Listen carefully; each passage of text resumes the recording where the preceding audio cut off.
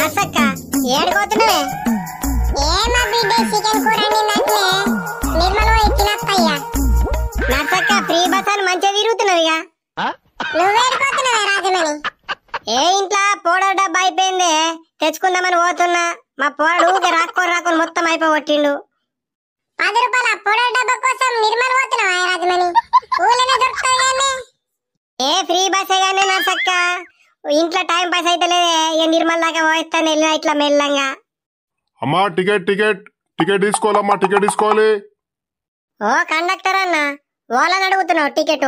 మాకు ఆధార్ కార్డు ఉన్నది. అమ్మా ఆధార్ కార్డు చూపెడితే ఫ్రీ టికెట్ ఇస్తా గానీ ఏడుకోవాలా నువ్వు? నిర్మల్కు ఒక టికెట్ అన్న. అమ్మా నువ్వు ఏడుకోవాలమ్మా, ఆధార్ కార్డు చూపెట్టు.